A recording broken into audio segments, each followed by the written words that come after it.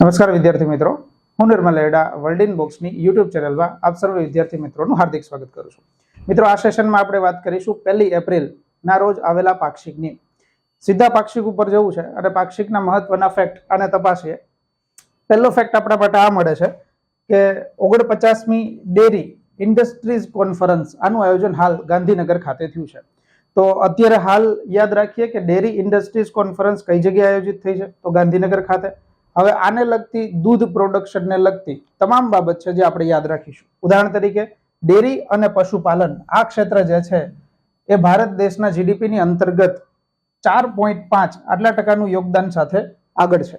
આનાથી આગળની બાબત યાદ રાખીએ, કૃષિ જીડીપી જે છે આના અંતર્ગત ડેરી ક્ષેત્રની વાત કરીએ તો 24% જેટલું યોગદાન આપણને પ્રાપ્ત થાય છે.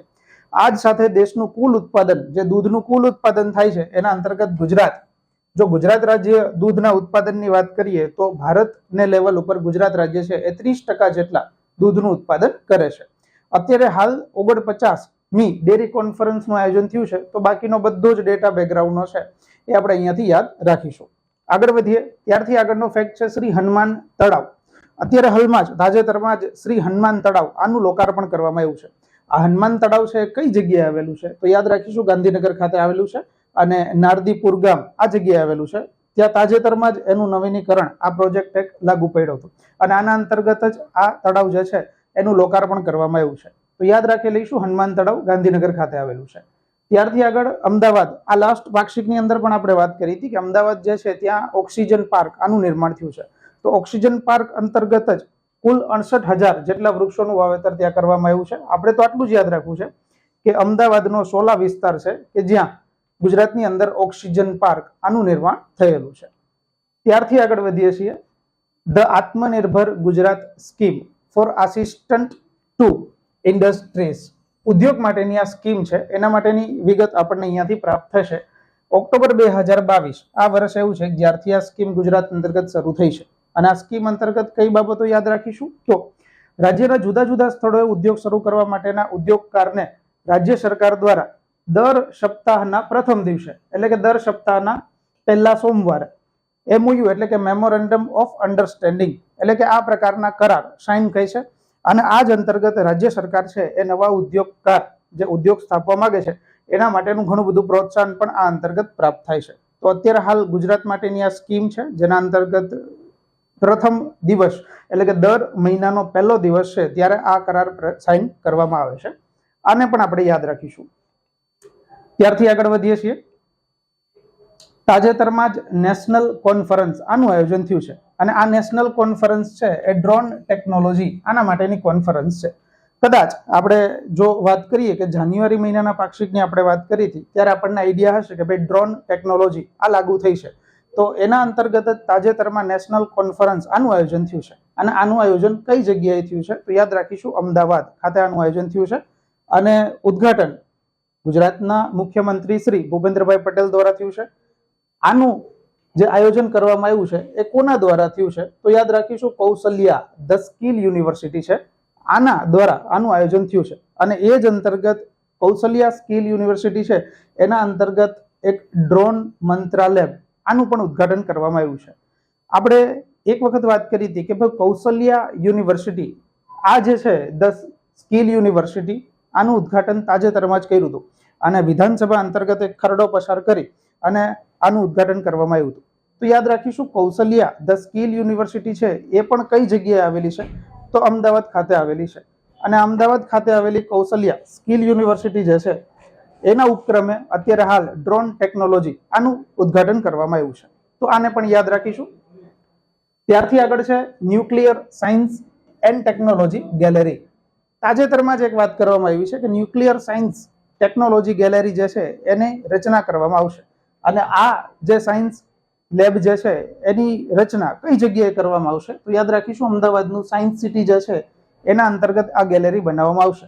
અને આ ગેલેરી જે તૈયાર થશે એના અંતર્ગત પરમાણુ અને અણુ ઉર્જા એની સાથે સંબંધિત જેટલા કંઈ પણ આધુનિક પરીક્ષણો હાથ ધરાયેલા હતા એ તમામ બાબતોની નોંધ અહીંયા રાખવામાં આવશે. અને તમામ જાહેર જનતાને આ જ યુનિવર્સિટી આ જ સાયન્સ સિટી અંતર્ગત આવેલી ગેલેરીમાં આ બધી જ બાબત જાહેર જનતાને પ્રાપ્ત થશે. તો એનું નિર્માણ કાર્ય અત્યારે હાલ ચાલુ છે અને એપ્રોક્સ 70% જેવું એનું નિર્માણ કાર્ય પૂરું થઈ ગયું છે. તો યાદ રાખીશું કે nuclear science and technology gallery આનું નિર્માણ ક્યાં થઈ રહ્યું છે? તો અમદાવાદના સાયન્સ સિટીમાં. ત્યારથી આગળ વધીએ છીએ. આચાર્ય તુલસી સન્માન. તાજેતરમાં જ આચાર્ય તુલસી સન્માન આ આપવામાં આવ્યું છે. અને આ જે તુલસી સન્માન છે એ કયા ક્ષેત્રમાં અપાય છે? તો યાદ રાખીશું તુલસી સન્માન છે એ પત્રકારત્વ ક્ષેત્રમાં અપાય છે. અને આ જે તુલસી સન્માન આપવામાં આવ્યું છે એ વર્ષ 2021 અને 2022 આ વર્ષ માટે અપાયું છે. ટુ ધ પોઈન્ટ ફેક્ટ છે, 2021 જે છે એનું સન્માન દીક્ષિત સોની આને કરવામાં આવ્યું છે અને 2022 નું જે સન્માન છે એ મનીષ બરડિયા આમને અપાયેલું છે. તો યાદ રાખીશું કે તુલસી સન્માન કયા ક્ષેત્ર માટે અપાય છે? તો પત્રકારત્વ ક્ષેત્ર અપાય છે. અને કોને કોને અપાયેલું છે? તો વર્ષ 2021 અને 22 આ માટેના આ પ્રોત્સાહક અપાયેલા છે. ત્યારથી આગળ વધીએ. અમૃત. અમૃત એક મિશન છે અને અમૃત આ મિશન આવે તો કદાચ પહેલા એનું પૂરું નામ યાદ રાખી લઈએ કે અમૃત મિશન જે છે એનું પૂરું નામ થાય છે Atal mission for rejuvenation and urban transformation. અત્યારે હાલ અમૃત મિશન 2.0 આની શરૂઆત થઈ છે. અને અમૃત મિશન છે એ શેના માટે છે? તો યાદ રાખીશું ઘરે ઘરે નળ દ્વારા પીવાનું પાણી પૂર્ણ પાડવા માટેનું આ મિશન છે. હાલમાં જ અમૃત 2.0 એના પ્રોજેક્ટની રાજ્ય સ્તરીય ટેકનિકલ કમિટી છે આની બેઠક જે છે એ ગાંધીનગર ખાતે યોજાઈ હતી. તો તાજેતરમાં અમૃત 2.0 આની બેઠક કઈ જગ્યાએ આયોજિત થઈ? તો યાદ રાખીએ ગાંધીનગર ખાતે. અને અમૃત 2.0 જો એની વાત કરવી હોય તો આ યોજનાની શરૂઆત છે એ ભારત દેશના પ્રધાનમંત્રી દ્વારા વર્ષ 2015માં કરાઈ હતી. અને શરૂઆતમાં જ્યારે આની શરૂઆત થઈ ત્યારે 500 શહેરો પ્રાથમિક નક્કી કરેલા હતા કે જે 500 શહેરોને ઘરે નળ દ્વારા પાણી પૂરું પાડવાની વાત હતી. તો યાદ રાખીશું કે શુદ્ધ પીવાનું પાણી પૂરું પાડવા માટેની યોજના છે અમૃત યોજના. અને તાજેતરમાં જ એની ટેકનિકલ બેઠક છે એ ગાંધીનગર ખાતે યોજાઈ છે. ત્યારથી આગળ વધીએ છીએ. આંતરરાષ્ટ્રીય વન દિવસ આની ઉજવણી થઈ છે. અને આંતરરાષ્ટ્રીય વન દિવસ આવે તો આપણને 21મી માર્ચ આ યાદ આવી જવું જોઈએ. અને જો 21મી માર્ચ યાદ આવે તો 2023ની થીમ પણ યાદ રાખી લઈશું કે વર્ષ 2023માં જ્યારે આંતરરાષ્ટ્રીય વન દિવસ આની ઉજવણી થઈ તો આની થીમ આપણને મળે છે ફોરેસ્ટ એન્ડ હેલ્થ. તો 2023ની થીમ છે ફોરેસ્ટ એન્ડ હેલ્થ. આ જે દિવસ છે યુનાઇટેડ નેશન દ્વારા વર્ષ 2022માં ઘોષણા કરવામાં આવી હતી કે દર વર્ષે 21મી માર્ચને આંતરરાષ્ટ્રીય વન દિવસ તરીકે ઉજવીશું. અને જો આંતરરાષ્ટ્રીય વન દિવસ આવે તો યાદ રાખીએ કે તાજેતરમાં જ આ દિવસના અનુસંધાનને લઈ અને ગાંધીનગર ખાતે એગ્રો ફોરેસ્ટ્રી આધારિત FPO આ વર્કશોપનું પણ આયોજન કરવામાં આવ્યું. હવે અહીંયાથી FPO એટલે શું થાય? તો યાદ રાખીશું ફાર્મર પ્રોડ્યુસર ઓર્ગેનાઇઝેશન. તો આ ફાર્મર પ્રોડ્યુસર ઓર્ગેનાઇઝેશન જે છે એમની તાજેતરમાં જ એક સમિટનું આયોજન કરવામાં આવ્યું અને ગાંધીનગર ખાતે થયું. તો આ સમિટનું આયોજન કયા દિવસે કરવામાં આવ્યું? તો યાદ રાખીશું આંતરરાષ્ટ્રીય વન દિવસ અંતર્ગત. તો વન દિવસ 21મી માર્ચે ઉજવાય છે. આ પણ આપણે યાદ રાખ્યું છે. અને 2023 આ વર્ષની થીમ પણ આપણને અહીંયાથી પ્રાપ્ત થાય છે. ત્યારથી આગળ વધીએ છીએ. આબોહવા પરિવર્તન વિષયક G20ની બેઠક. આપણે કદાચ G20 વિશે બધો જ ડેટા છેલ્લા પાક્ષિકની અંદર લીધો કે G20 જે છે એનું આયોજન અત્યારે હાલ G20 અંતર્ગત ઘણા બધા ડેલિગેટ્સ છે ગુજરાતની અંદર આવે છે અને ઘણા બધા સ્થળોની મુલાકાત લે છે. અને G20ની તમામ બાબતોની ચર્ચા આપણે કરી કેમ કે ભારત અત્યારે હાલ 1 વર્ષ માટે એનું અધ્યક્ષ સ્થાન હાંસલ કર્યું છે. તો આ જ અંતર્ગત G20 અંતર્ગત આબોહવા પરિવર્તન આના વિષય માટેની એક બેઠકનું આયોજન કરવામાં આવ્યું. અને એ બેઠક પણ ક્યાં આયોજન થઈ? તો ગાંધીનગર ખાતે થઈ. તો આ પણ બાબત ફેક્ટ છે, એ પણ આપણે યાદ રાખી લઈશું. ત્યારથી આગળ છે ન્યાયતંત્રના ઇન્ફ્રાસ્ટ્રક્ચર બાબતે ગુજરાત રાજ્ય છે એ આખા ભારત દેશની અંદર અગ્રેસર છે. ઉદાહરણ તરીકે વાત કરીએ તો 24મી માર્ચ 2022 આ તારીખ એવી છે જ્યારથી વિડીયો કોન્ફરન્સ દ્વારા કેસોની સુનાવણી ગુજરાત રાજ્યની અંદર થાય છે. અને યાદ રાખીશું સાથે સાથે કે ગુજરાત ભારત દેશનું એવું પ્રથમ રાજ્ય છે કે જે દેશભરના કોર્ટની કાર્યવાહીનું જીવંત પ્રસારણ કરતું હોય. તો આ પણ બાબત આપણે યાદ રાખીશું. ત્યારથી આગળ છે દિવ્યાંગ લગ્ન સહાય યોજના. જે દિવ્યાંગ વ્યક્તિઓ છે એમને જ્યારે લગ્ન કરવામાં આવે તો એમના અંતર્ગત પણ ગુજરાત રાજ્ય છે એમાં એક યોજના છે જેના અંતર્ગત એમને રકમ DBT ડાયરેક્ટ બેનિફિટ ટ્રાન્સફર દ્વારા મોકલવામાં આવે છે. આમાં 21 પ્રકારની કુલ દિવ્યાંગતા છે એને હાંસલ કરાઈ એમ સામેલ કરાઈ છે. અને આ જ અંતર્ગત કેટલી રકમ મળવાપાત્ર છે. તો યાદ રાખીશું કે એનો ક્રાઇટેરિયા જે છે એ 40% અથવા તો તેનાથી વધારે જો દિવ્યાંગતા ધરાવતા હોય એવા વ્યક્તિ આમાં એલિજિબલ થશે. અને જ્યારે દિવ્યાંગ વ્યક્તિ છે એ અન્ય કોઈ દિવ્યાંગ વ્યક્તિ સાથે લગ્ન કરે તો એમને 1 લાખ તેમના અકાઉન્ટમાં ટ્રાન્સફર કરવામાં આવશે. અને જો કોઈ દિવ્યાંગ વ્યક્તિ છે એ કોઈ સાધારણ વ્યક્તિ સાથે, સામાન્ય વ્યક્તિ સાથે મેરેજ કરે છે તો એમને 50,000 રકમ ગુજરાત સરકાર દ્વારા આપવામાં આવે છે. તો આ બંને સહાય જે છે એના અંતર્ગત બંને સહાય આપવામાં આવે છે, 1 લાખ છે અથવા તો 50,000 છે. તો આ બંનેને આપણે યાદ રાખીશું કે કઈ સહાય ક્યારે પ્રાપ્ત થાય છે. ત્યારથી આગળ છે એગ્રી બિઝનેસ. આને વધુ પ્રોત્સાહન આપવા માટે રાજ્ય સરકાર દ્વારા ઇન્ડેક્સ એ આની સ્થાપના કરવામાં આવશે. તો હવે રાજ્ય સરકાર જે છે ને એ ઇન્ડેક્સ એ આની સ્થાપના કરશે. તો ઇન્ડેક્સ એ શું છે એને જાણી લઈએ કે ભાઈ ઇન્ડેક્સ એની સ્થાપના કરવા માટેની ભલામણ તો કેન્દ્ર સરકારની હસમુખ અઢિયા આ સમિતિ દ્વારા થઈ હતી. ઇન્ડેક્સ એ કાર્ય શું કરે છે? તો બજારનું વિશ્લેષણ કરે છે, ખેડૂત જૂથને માહિતી આપે છે અને નવા કોઈ રોકાણકારો છે તો એમને તમામ પ્રકારની માહિતી આપે છે. કોઈ પણ ખેડૂતને લગતી કોઈ પણ ઉત્પાદન કરતી બ્રાન્ડ છે, કોઈ પણ કંપની છે, એ ઉત્પાદન કરતી કંપનીને જ્યારે કોઈ પણ પ્રકારનું રોકાણ કરવાનું છે તો ઇન્ડેક્સ એ અંતર્ગત તમામ પ્રકારની માહિતી પ્રાપ્ત થાય છે અને ખેડૂતોને પણ આના અંતર્ગત ઘણી સહાય કરવામાં આવે છે. તો આ ઇન્ડેક્સ એ આની સ્થાપના કરવાની વાત હાલમાં જ ગુજરાત રાજ્ય સરકાર દ્વારા કરવામાં આવી છે. અને ઇન્ડેક્સ એ આ જે છે ને એ બેકગ્રાઉન્ડ અંતર્ગત એવું છે કે આની પહેલા ઇન્ડેક્સ બી ઓલરેડી ગુજરાતની અંદર લાગુ થયું છે, જેના અંતર્ગત તમામ પ્રકારના ઉદ્યોગોની માહિતી પ્રાપ્ત થાય. અને જો ઇન્ડેક્સ સી ની વાત કરીએ તો કુટીર ઉદ્યોગ એને ઇન્ડેક્સ સી આના અંતર્ગત આવરી લેવાયું છે. અને ઇન્ડેક્સ એ જેની અત્યારે સ્થાપના થશે એના અંતર્ગત ખેતીને આવરી લેવાયેલી છે. અને જો એગ્રો અને ફૂડ પ્રોસેસિંગ આના સેક્ટરને પ્રોત્સાહન આપતી અન્ય કંપનીઓની વાત કરીએ તો ઘણી બધી કંપનીઓનું લિસ્ટ આપણને પ્રાપ્ત થાય છે. ઉદાહરણ તરીકે MOFPI, ત્યારથી આગળ અપેડા છે, NHB છે અને સ્પાઇસ બોર્ડ. આ બધી જ કંપનીઓ એવી છે જે એગ્રો અને ફૂડ પ્રોસેસિંગ માટે થઈ અને ઘણી બધી પ્રોત્સાહન આપતી કંપનીઓ છે. તો અત્યારે ઇન્ડેક્સ એ આ ચર્ચામાં છે, આને આપણે યાદ રાખીશું. ત્યારથી આગળ છે આદિજાતિની સહાયમાં વધારો. ગુજરાત સરકાર દ્વારા તાજેતરમાં જ આદિજાતિને મળતી સહાય જે છે એમાં વધારો કરવામાં આવ્યો છે. અને આ વધારો કયા ક્ષેત્રની અંદર કેટલો થયો છે આને આપણે નોંધી લઈએ. તો યાદ રાખીશું મેડિકલ સહાય અત્યાર સુધીમાં 10,000 રૂપિયા મળતી હતી આદિજાતિના બાળકોને. તો હવે એ વધારી અને 5,000 રૂપિયા વધાર્યા છે. તો હવે ટોટલ 15,000 મેડિકલ સહાય પ્રાપ્ત થશે. અને ડિગ્રી અને એન્જિનિયરિંગ માટે જ્યારે એન્જિનિયરિંગ ડિગ્રી કરે તો 8,000 રૂપિયાની સહાય પ્રાપ્ત થતી હતી. એમાં 2,000નો વધારો કરી અને 10,000 આટલી કરવામાં આવી છે. અને ત્યારથી આગળ છે ડિપ્લોમા એન્જિનિયરિંગ. તો ડિપ્લોમા એન્જિનિયરિંગ જ્યારે કરે તો એમને 3,000 રૂપિયાની સહાય પ્રાપ્ત થતી હતી. એમાં પણ 2,000નો વધારો કરી અને 5,000 આ કરવામાં આવ્યું છે. તો યાદ રાખીશું કે અત્યારે હાલ 2023 અને 24 અંતર્ગત આદિજાતિના જે બાળકો છે એને ગુણવત્તાયુક્ત શિક્ષણ પ્રાપ્ત થાય આના માટે આ સહાયની અંદર વધારો કરવામાં આવ્યો છે. તો સહાયની અંદર કેટલો વધારો કઈ કેટેગરીમાં થયો છે આને આપણે યાદ રાખીશું. ત્યારથી આગળ વધીએ પ્રોજેક્ટ લાયન @2047 આ વિઝન 4 અમૃતકાળ આ અત્યારે હાલ લોન્ચ કરવામાં આવ્યું છે. તો ભારતના વડાપ્રધાન શ્રી નરેન્દ્ર મોદી સાહેબ દ્વારા આનું ઉદ્ઘાટન કરવામાં આવ્યું છે. અને આ જે પ્રોજેક્ટ લાયન એનું વિઝન જે વર્ષ રાખ્યું છે એના અંતર્ગત વાત કરીએ કે એશિયાઈ સિંહનું એકમાત્ર નિવાસસ્થાન એટલે આપણને ખબર છે ગુજરાતનું ગીર. અને એને વિશ્વ લેવલના સ્થાન તરીકે વિકસિત કરવા માટે થઈ અને આ પ્રોજેક્ટ અત્યારે લોન્ચ કરાયો છે. તો યાદ રાખીશું ભારતના પ્રધાનમંત્રી દ્વારા આનું આયોજન કરવામાં આવ્યું છે. અને એશિયાઈ સિંહનું સંવર્ધન અને સંરક્ષણ થાય એના માટે આ પ્રોજેક્ટ છે ટોટલ 10 વર્ષ સુધી આ પ્રોજેક્ટ ચાલવાનો છે. તો આને પણ યાદ રાખીશું.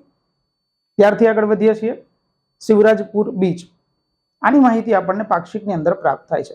શિવરાજપુર બીચ માટેની માહિતી આપણે ઘણી બધી લીધેલી છે. જેમ કે શિવરાજપુર બીચ છે એ ગુજરાત રાજ્યનો એકમાત્ર બ્લુ ફ્લેગ સર્ટિફિકેશન ધરાવતો બીચ છે. આ જ બીચ જે છે એમની રચના કે બ્લુ ફ્લેગ સર્ટિફિકેશનની પ્રાપ્ત થાય એના માટેની તમામ કાર્યવાહી GEC દ્વારા થઈ છે. અને GEC આવે તો યાદ રાખીશું ગુજરાત ઇકોલોજી કમિશન. અને આ જ બીચ ને જે બ્લુ ફ્લેગ સર્ટિફિકેશન પ્રાપ્ત થયું છે તો એને જોઈ અને ગુજરાતની અંદર અન્ય બીચ છે કે જેની પણ અત્યારે કામગીરી શરૂ થઈ છે. તો યાદ રાખીએ કયા બીચ છે તો અહમદપુર માંડવી જે ગીર સોમનાથ અંદર આવેલું છે. ત્યારથી આગળ છે દાંડી બીચ, જે નવસારીમાં આવેલું છે, અને રાવલપીર બીચ, જે માંડવી કચ્છની અંદર આવેલું છે. તો જેવી રીતે શિવરાજપુર બીચ આને અત્યારે બ્લુ ફ્લેગ સર્ટિફિકેશન પ્રાપ્ત થયું છે, એવી રીતે અન્ય પણ 3 બીચ છે એની પણ કામગીરી અત્યારે શરૂ છે. તો આને પણ યાદ રાખી લઈએ. ઘણી વખત બને એવું કે કદાચ સીધા બીચ આપણને પૂછાઈ જાય ટુ ધ પોઈન્ટની અંદર, તો બીચ કઈ જગ્યાએ આવેલા છે એ પણ આપણે યાદ રાખીશું. ત્યારથી આગળ છે Gujarat state energy and climate change report. આ રિપોર્ટ જે છે એ નીતિ આયોગ દ્વારા બહાર પાડવામાં આવે છે, અને આ જ રિપોર્ટ અંતર્ગત તમામ રાજ્યોમાં સર્વપ્રથમ રેન્ક હાંસલ કરનાર જો રાજ્ય હોય તો ગુજરાત રાજ્ય છે. આને આપણે યાદ રાખીશું. નીતિ આયોગની બાબત આવી છે તો નીતિ આયોગ માટેનો એક પ્રશ્ન હું તમને અહીંયાથી આપતો જાઉં છું કે નીતિ આયોગ આની રચના આપણે કયા વર્ષે કરેલી છે અને કોના સ્થાને કરેલી છે? આ પ્રશ્ન આપણા માટે રિપીટ છે, કારણ કે આ પ્રશ્ન અગાઉ પણ આપણે આપી દીધો છે. તો આ તમને બાબત યાદ છે, જો તમને ખબર છે તો તમારે મને કમેન્ટ બોક્સની અંદર લખી અને જણાવવાનું છે કે નીતિ આયોગની રચના આપણે કયા વર્ષે કરેલી છે. ત્યારથી આગળ છે માધવપુરનો મેળો. તો માધવપુરના મેળોનું હમણાં જ આયોજન થયું છે, તો આની પણ આપણે બાબતની ચર્ચા કરી લઈએ કે માધવપુરનો મેળો છે એ પોરબંદર ઘેડ ખાતે થાય છે, અને એની થીમ જે છે એ એક ભારત શ્રેષ્ઠ ભારત આ રાખવામાં આવી હતી. અને માધવપુરના મેળાનું આયોજન ક્યારે થાય છે તો યાદ રાખીશું ચૈત્ર સુદ નોમ, એટલે કે રામનવમી થી લઈ અને ચૈત્ર સુદ તેરસ આ દિવસ સુધી, એટલે કે એપ્રોક્સ 6 દિવસ સુધી આનું આયોજન થાય છે. આની પાછળની લોકવાયકા આપણને ખબર છે કે શ્રી કૃષ્ણ જે છે એમના રૂકમણીજી સાથેના વિવાહ જે છે એની લોકવાયકા જોડાયેલી છે, અને આ જ લોકવાયકા અંતર્ગત રૂકમણીજી છે એ વિદર્ભ દેશની રાણી હતા, એને યાદ રાખીએ. અને મહાભારતની અંદર શલ્ય પર્વ છે કે જેના અંતર્ગત રૂકમણીજી એમનો ઉલ્લેખ જોવા મળે છે. અને આ જ રૂકમણીજી છે એ વિદર્ભના એક રાજા છે જેમનું નામ છે ભીષ્મક. તો ભીષ્મકના પુત્રી હતા. શરૂઆતમાં આ લોકવાયકા અંતર્ગત એમના મેરેજ જે છે એ શિશુપાલ જોડે થવાના હતા, પરંતુ પછી કૃષ્ણ છે એ કૃષ્ણ એમને ત્યાંથી લઈ આવી અને માધવપુર ઘેડ સાથે લઈ આવે, અને ત્યાં એમના મેરેજ માધવપુર ઘેડ સાથે થાય. એના અંતર્ગત આપણે આ મેળાનું આયોજન કરીએ છીએ. આ બાબત આપણને ખબર હશે. તો એની સાથે યાદ રાખીએ કે 11ના દિવસે શ્રી કૃષ્ણની વરણાગી નીકળે છે, અને ચૈત્ર સુદ 12 આ દિવસ એવો છે જ્યારે શ્રી કૃષ્ણના વિવાહનું આયોજન અત્રે માધવપુર ઘેડ ખાતે થાય છે. જ્યારે ચૈત્ર સુદ 13 એટલે કે છેલ્લો દિવસ, ત્યારે જાન જે છે એ રૂપેણ વન થી નીકળી અને મંદિરના નીજ ભવન સુધી પહોંચે છે. ત્યારે જ આ મેળાની પૂર્ણાહુતિ જાહેર થાય છે. તો માધવપુરનો મેળો આપણે આને યાદ રાખીશું, ક્યારથી ક્યાં સુધી એનું આયોજન થાય છે. અને યાદ રાખીએ કે કડચ આ ગામના લોકો છે કે જે રૂકમણી માતાના મામેરું ભરવા માટે થઈ અને આવતા હોય છે. તો કયું ગામ છે એ પણ યાદ રાખીશું, કડચ ગામ છે. અને માધવપુરની અંદર 12મી સદીમાં વિષ્ણુ ગવાક્ષની અંદર એક કૃષ્ણની પ્રતિમા પણ પ્રાપ્ત થઈ છે. જે પ્રતિમા છે એ કૃષ્ણની 8 હાથ વાળી પ્રતિમા પણ અહીંયાથી જ આપણને પ્રાપ્ત થઈ છે. તો આ બધી જ બાબત માધવપુર જે છે એમના મેળા સાથે સંકળાયેલી છે. તો આને પણ આપણે યાદ રાખીશું. ત્યારથી આગળ છે સૌરાષ્ટ્ર તમિલ સંગમ. અત્યારે કદાચ આપણે આને સાંભળેલું હશે કે સૌરાષ્ટ્ર તમિલ સંગમ છે આનું આયોજન થાય છે. તો સૌરાષ્ટ્ર તમિલ સંગમ શેના માટે છે? તો ઘણા સમય પહેલા સૌરાષ્ટ્રથી લઈ અને તમિલમાં વસેલા જે લોકો છે, સ્થળાંતર કરેલા લોકો છે, એમને સન્માનિત કરવા માટે આનું આયોજન થાય છે. અને આનું આયોજન જે છે એ તમિલ અને ગુજરાત આ બંને રાજ્યો ભેગા મળી અને આનું આયોજન કરે છે. એવું કહેવાય છે કે સોમ સુંદરેશ્વર મહાદેવ એટલે કે તમિલની અંદર આવેલું છે, અને ગુજરાતની અંદર આવેલું સોમનાથ મંદિર, આ બંનેનો સંગમ જે છે એને સૌરાષ્ટ્ર તમિલ સંગમ આવું કહેવાય છે. એટલા માટે જ તો સૌરાષ્ટ્ર તમિલ સંગમ જે છે એનો મુખ્ય કાર્યક્રમ ગુજરાતની અંદર જે થાય છે એ સોમનાથ મંદિર ખાતે થાય છે. અને આ સૌરાષ્ટ્ર તમિલ સંગમ છે એની શરૂઆત જે છે એ વર્ષ 2005-6 આથી કરવામાં આવી છે. તો અત્યારે હાલ સૌરાષ્ટ્ર તમિલ સંગમ આ ચર્ચામાં છે, તો આ બાબત આપણા માટે ઇમ્પોર્ટન્ટ છે. ત્યારથી આગળ છે રાઇફલ શૂટિંગ સ્પર્ધા. હાલમાં જ દિલ્હી ખાતે national rifle association of India દ્વારા રાઇફલ શૂટિંગની સ્પર્ધાનું આયોજન થયું. આના અંતર્ગત વલસાડની સચી પટેલ છે એમને ટીમ ઇવેન્ટની અંદર ગોલ્ડ મેડલ પ્રાપ્ત થયો છે. તો આપણા માટેનો ઇમ્પોર્ટન્ટ ફેક્ટ છે, આને યાદ રાખીશું. સચી પટેલ ગોલ્ડ મેડલ હાંસલ કરે છે અને વલસાડના છે, જેને દિલ્હી ખાતે આયોજિત થયેલી national rifle association of India દ્વારા શૂટિંગ સ્પર્ધા જે છે એમાં ટીમ ઇવેન્ટની અંદર ગોલ્ડ પ્રાપ્ત થયો છે. ત્યારથી આગળ આપણી સામે આવે છે પાક્ષિકને લગતા મહત્વના વન લાઇનર ફેક્ટ. તો વન લાઇનર ફેક્ટની વાત કરીએ કે તાજેતરમાં જ સદાકાળ ગુજરાત આ કાર્યક્રમનું આયોજન થયું છે.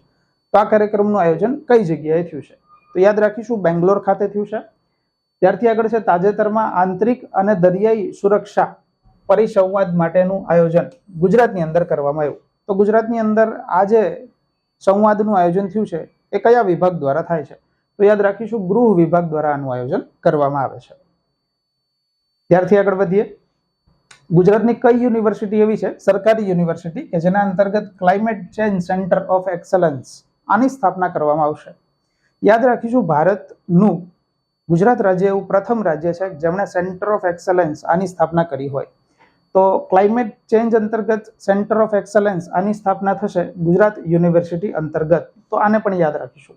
અને તાજેતરમાં જ ડ્રોન ટેકનોલોજી જે છે એના વિષય માટેની એક રાષ્ટ્રીય સેમિનાર આનું આયોજન થયું છે. તો એનું આયોજન પણ યાદ રાખીશું કે અમદાવાદ ખાતે થયું છે. અને આના અંતર્ગત જ આપણે વાત કરી કે અમદાવાદ ખાતે સાયન્સ સિટી અંતર્ગત પણ અણુ ઉર્જા વીજ મથક આનું પણ સ્થાપના થશે. ત્યારથી આગળનો ક્વેશ્ચન છે અટલ બ્રિજ કઈ નદી પર આવેલો છે? અટલ બ્રિજ તો આપણે ઘણી બધી વખત જોયેલો છે. તો અટલ બ્રિજ છે સાબરમતી નદી અમદાવાદ ખાતે આવેલો છે. આને પણ આપણે યાદ રાખીએ. મીઠાના ઉત્પાદન બાદ આડ પેદાશ સ્વરૂપે જે પદાર્થ પ્રાપ્ત થાય છે એને શું કહેવાય છે? તો યાદ રાખીએ બીટર્ન તરીકે ઓળખાય છે. અને આ બીટર્ન જે આડ પેદાશ છે એ એવી છે કે જેના અંતર્ગત મેગ્નેશિયમ ક્લોરાઇડ, સોડિયમ બાયકાર્બોનેટ એટલે કે ખાવાનો સોડા તથા બ્રોમિન આના જેવા લોહ તત્વો પ્રાપ્ત થાય છે. તો અત્યારે હાલ ગુજરાતની અંદર મીઠું પકવતા જે ખેડૂતો છે એને આમાંથી મળતી આડ પેદાશ એટલે કે બીટન આને પણ વેચી અને ઘણા બધા પૈસા કમાય છે. તો આની વાત પણ પાક્ષિકની અંદર જોવા મળે છે. તો બીટન આ શબ્દ આપણે યાદ રાખીશું. ત્યારથી આગળ અમુક સરોવર છે જેને આપણે યાદ રાખી લઈએ. જેમ કે સુણ સરોવર કઈ જગ્યાએ આવેલું છે? તો ભિલોડા ખાતે આવેલું છે. રાણી તળાવ કઈ જગ્યાએ આવેલું છે? ઈડર ખાતે આવેલું છે. ત્યારથી આગળ છે નંદેશ્વર મહાદેવ મંદિર, તો તાપી જિલ્લાની અંદર જોવા મળે છે. ત્યારથી આગળ છે કોલવેરા હિલ સ્ટેશન, તો આ વલસાડ અંતર્ગત આવેલું છે. કકારાઈ માતા હિલ સ્ટેશન તો અરવલ્લી આ જિલ્લાની અંદર પ્રાપ્ત થાય છે. ત્યારથી આગળ વનબંધુ કલ્યાણ યોજનાની આપણે બધી જ વાત કરી છે. એની શરૂઆત કયા વર્ષથી થઈ છે? તો યાદ રાખીશું 2007. આ વર્ષ એવું છે કે જ્યારથી વનબંધુ કલ્યાણ યોજના આની શરૂઆત થઈ છે. ત્યારથી આગળ છે કોમનવેલ્થ ગેમ્સ 2022 આનું આયોજન ક્યાં કરવામાં આવ્યું હતું? તો કોમનવેલ્થ ગેમ્સ 2022 જે છે એ ઇંગ્લેન્ડના બર્મિંગહામ ખાતે આયોજન થઈ છે. ત્યારથી આગળ છે 36મી નેશનલ ગેમ્સ. 36મી નેશનલ ગેમ્સ આનો પ્રશ્ન પણ હમણાં જ પૂછાઈ ગયો કે કયા જિલ્લાની અંદર આનું આયોજન થયું નહોતું. તો 36મી ગેમ્સ જે છે એના અંતર્ગત ગુજરાત રાજ્યને કુલ કેટલા મેડલ પ્રાપ્ત થયા છે? તો યાદ રાખીએ 49 મેડલ પ્રાપ્ત થયા છે. જે અંતર્ગત 13 ગોલ્ડ મેડલ છે, 15 સિલ્વર છે અને 21 બ્રોન્ઝ મેડલ પ્રાપ્ત થયા છે. આ તમામ મેડલને યાદ કરીએ તો મેડલ ટેલી અંતર્ગત ગુજરાત જે છે એ 12મું રેન્ક હાંસલ કરતું છે. તો 36મી નેશનલ ગેમ્સ છે એનું ગુજરાતની અંદર અલગ અલગ જિલ્લાની અંદર આયોજન થયું હતું, એ પણ આપણે વાત કરી છે. અને કુલ મેડલ 49 છે, આને આપણે યાદ રાખીએ છીએ. ત્યારથી આગળ છે ગુજરાતમાં સરદાર પટેલ રમત સ્કૂલ યોજના આની શરૂઆત કયા વર્ષથી થઈ છે? જુઓ, સરદાર પટેલ રમત સ્કૂલ યોજના છે તો સ્કૂલની અંતર્ગત રમત ગમતની સુવિધા આની માળખાગત વિકાસ કરવા માટેની આ યોજના છે, જેની શરૂઆત વર્ષ 2006 થી કરવામાં આવી હતી. અને સ્કૂલ કોમ્પ્લેક્સ જે છે એ નડિયાદ ખાતે આવેલું છે, એ પણ આપણને અહીંયાથી યાદ રહેવું જોઈએ. ત્યારથી આગળ છે ઇન્ડિયન જર્નલિસ્ટ યુનિયન એની નેશનલ કાઉન્સિલ આની તાજેતરમાં બેઠકનું આયોજન કરવામાં આવ્યું. તો આ બેઠકનું આયોજન કઈ જગ્યાએ થયું છે? તો યાદ રાખીએ સુરત ખાતે તાજેતરમાં જ ઇન્ડિયન જર્નલિસ્ટ યુનિયન આની નેશનલ કોન્ફરન્સ આનું આયોજન કરવામાં આવ્યું છે. તો મિત્રો આ હતી આપણા પાક્ષિકની વાત. 1 એપ્રિલ અંતર્ગત આવતા તમામ પ્રકારના ફેક્ટ આપણે આવરી લીધા છે. મળીશું ફરી પાછા કોઈ નવા પાક્ષિક સાથે. ત્યાં સુધી સૌને મારા એક સાથે જય હિન્દ, જય ભારત.